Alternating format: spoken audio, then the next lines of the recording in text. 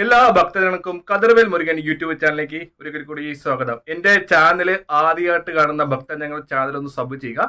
കാര്യത്തിലേക്ക് കിടക്കാം. നമുക്ക് എല്ലാവർക്കും അറിയാലോ, മാർച്ച് അവസാനത്തോടുകൂടി ശനി മാറ്റം ഉണ്ടാവുകയാണ് അല്ലേ. അപ്പോൾ ഈ ശനി മാറ്റം ഉണ്ടാകുന്നുണ്ട്. പല ഭക്തജനങ്ങൾ എന്നെ വിളിച്ചു ചോദിക്കാറുണ്ട്, തിരുമേനി രോഹിണി നക്ഷത്രക്കാർക്ക് ഗുണകരമാവോ, ഇല്ലെങ്കിൽ ഔട്ടം നക്ഷത്രക്കാർക്ക് ഗുണകരമാവോ, അതേപോലെ തന്നെ തിരുവാര നക്ഷത്രക്കാർക്ക് ശനി മാറ്റം ഗുണകരമാവോ, കഴിഞ്ഞു പോയ കാലത്തിലെ ഒത്തിരി പ്രശ്നങ്ങൾ അനുഭവിച്ച് ശനിദോഷം കൊണ്ട് അതിനൊക്കെ ഒരു മാറ്റം വരും. ശരിക്കും പറഞ്ഞാൽ എല്ലാ നക്ഷത്രക്കാർക്കും, അതായത് പൊതുവെ മൊത്തത്തിൽ 27 നക്ഷത്രക്കാർക്ക് ശരിക്കും പറഞ്ഞാൽ ശനി മാറ്റം അനുകൂലമാണ്. അപ്പം ഈ മാറ്റങ്ങൾ നമുക്ക് അനുകൂലമായിട്ടിരിക്കാനും ശനിയുടെ അതായത് പോസിറ്റീവ് എനർജി നമ്മളിലേക്ക് കിട്ടാനും തടസ്സങ്ങൾ മാറാൻ വേണ്ടി നമ്മൾ ചെയ്യേണ്ട 1-2 പരിഹാര കാര്യങ്ങളാണ് ഞാൻ ഈ വീഡിയോയിലൂടെ ഭക്തജനങ്ങൾക്ക് പറഞ്ഞ് മനസ്സിലാക്കി തരുന്നത്. ആദ്യം തന്നെ നമ്മളൊരു കാര്യം ശ്രദ്ധിക്കുക.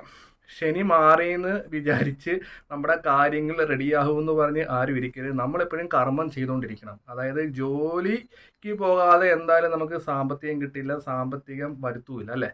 അങ്ങനെ വിചാരിച്ചിരിക്കുന്ന ആൾക്കാരൊക്കെ മണ്ടന്മാരാണ് എൻ്റെ അഭിപ്രായത്തിൽ പറയുന്നത്. അപ്പോൾ നമ്മൾ ജോലിക്ക് പോകുന്നുണ്ടെങ്കിൽ നമ്മൾ കൃത്യമായി സാമ്പത്തിക കാര്യങ്ങൾ കിട്ടാൻ വേണ്ടിയാണ് നമ്മൾ ജോലിക്ക് പോകുന്നത്.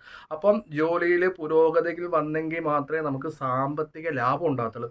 ഒരു വ്യക്തിക്ക് 10,000 രൂപ മാസ സാലറി ഉള്ള വ്യക്തിക്ക് സാമ്പത്തിക ലാഭം വരണമെങ്കിൽ ആ വ്യക്തിക്ക് എന്ത് ചെയ്യണം? അതിൽ കൂടുതലുള്ള ജോലികൾ ഉണ്ടാകണം. അപ്പോൾ അവൻ്റെ പ്രവർത്തനരഹിതമായ, അതായത് അവൻ പ്രവർത്തിക്കുന്ന കാര്യങ്ങൾ കമ്പനിയിലുള്ളവർക്ക് ഇഷ്ടപ്പെട്ട് അവർക്ക് നല്ല ജോലി കൊടുക്കാം അല്ലേ. അപ്പോൾ ആ കമ്പനിയിലെ മുതലാളി വിചാരിക്കും, പുള്ളി നല്ലപോലെ ആത്മാർത്ഥമായിട്ട് പണി ചെയ്യുന്നുണ്ട്, പുള്ളിക്ക് പ്രമോഷൻ കൊടുക്കില്ലെങ്കിൽ ഇതിലും നല്ല ജോലി കിട്ടും. അപ്പം നമ്മൾ ശ്രമിക്കുന്ന അനുസരിച്ച് എന്താ, ഈശ്വരൻ്റെ ഒരു അനുഗ്രഹം ഉണ്ടാവും അല്ലേ. അങ്ങനെ സാമ്പത്തിക ലാഭം വന്നെങ്കിൽ മാത്രമേ നമ്മുടെ ജീവിതം രക്ഷപ്പെടത്തുള്ളൂ. ഞാൻ നേരത്തെ ഒരു കാര്യം പറഞ്ഞു, സാമ്പത്തിക ലാഭമാണ് നമുക്ക് വേണ്ടത്. നമുക്ക് 2025 കടബാധ്യതകളില്ലാതെ മുന്നോട്ട് പോകണം. അതായത് എന്താണ് പറയുന്നത്, വിചാരിക്കുന്ന കാര്യങ്ങൾ തടസ്സവും കൂടാതെ മുന്നോട്ട് പോകണം. അപ്പം ശനിദേവനെ പ്രീതിപ്പെടുത്താനുള്ള വഴിപാടുകളും കാര്യങ്ങളാണ് ഞാൻ ഈ ഭക്തജനങ്ങൾക്ക് ഈ വീഡിയോയിലൂടെ പറഞ്ഞ് മനസ്സിലാകുന്നത്.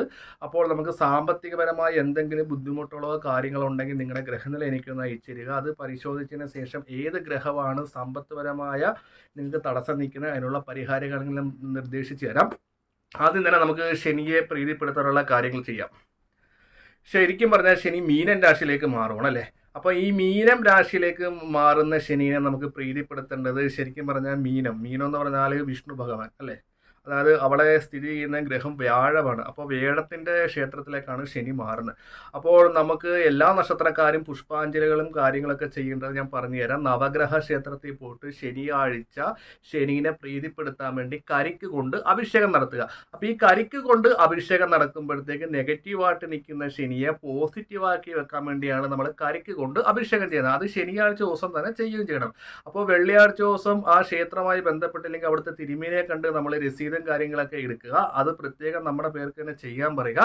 ഒപ്പം തന്നെ ശനീശ്വര അന്നത്തെ ദിവസം ശനീശ്വര അഷ്ടോത്തര മന്ത്ര പുഷ്പാഞ്ജലി നടത്തുക. അതായത് ശനീശ്വര അഷ്ടോത്തര മന്ത്ര പുഷ്പാഞ്ജലി.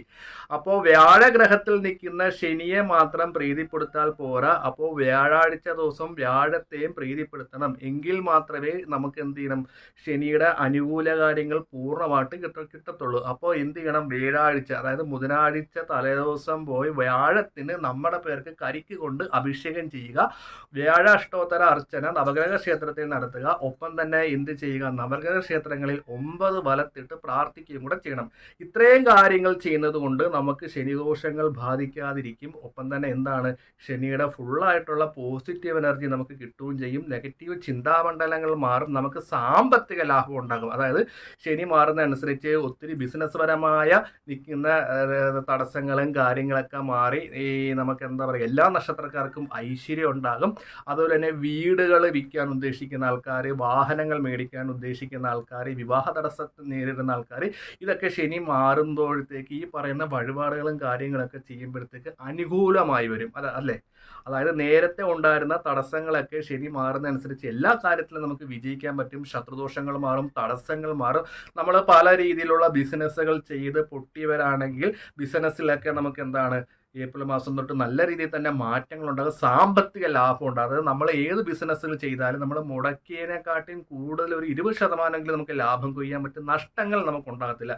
അപ്പം നഷ്ടങ്ങൾ വരാതിരിക്കാൻ വേണ്ടിയാണ് ഞാൻ ഈ വഴിപാടുകളും കാര്യങ്ങളും വ്യക്തമായി തന്നെ ഭക്തജനങ്ങൾക്ക് പറഞ്ഞു തന്നത്. ഒന്നും കൂടെ പറയുവാണ്, നവഗ്രഹ ക്ഷേത്രത്തിൽ പോയിട്ട് ശനിദേവനെ കരിക്ക് കൊണ്ട് അഭിഷേകം, വ്യാഴ ഭഗവാനും കരിക്ക് കൊണ്ട് അഭിഷേകം നടത്തുക.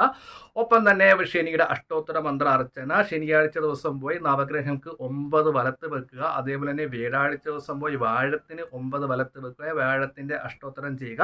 പിന്നെ പക്കപ്പിറന്നാൾ തോറും നമ്മുടെ നാള് വരുന്ന ദിവസം നവഗ്രഹ ക്ഷേത്രത്തിൽ പോയി 9 ഗ്രഹങ്ങൾക്ക് നവഗ്രഹ അർച്ചനയും കൂടെ ചെയ്യുക.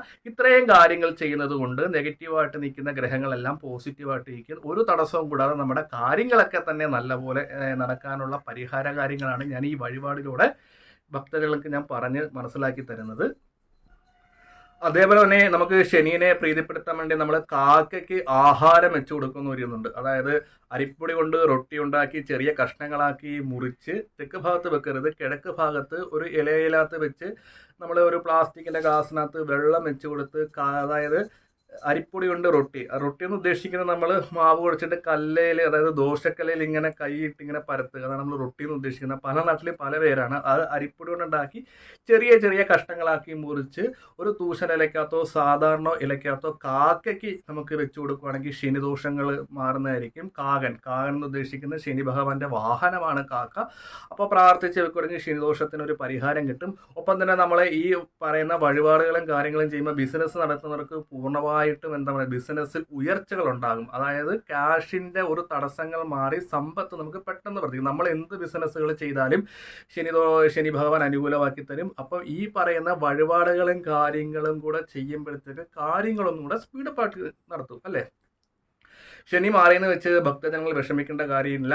ഒരു കാര്യം ശ്രദ്ധിക്കുക, അസുഖം വന്നാൽ ഡോക്ടറെ കാണിക്കുക, വഴിപാടിൻ്റെ പുറകെ പോകരുത്. നമുക്ക് എന്തെങ്കിലും പ്രശ്നങ്ങളോ കാര്യങ്ങളോ ഉണ്ടെങ്കിൽ നമുക്ക് ആദ്യം തന്നെ ഡോക്ടറെ കണ്ടതിന് ശേഷം മാത്രമേ നമ്മൾ വഴിപാടുകളും കാര്യങ്ങളൊക്കെ കഴിക്കാറ്.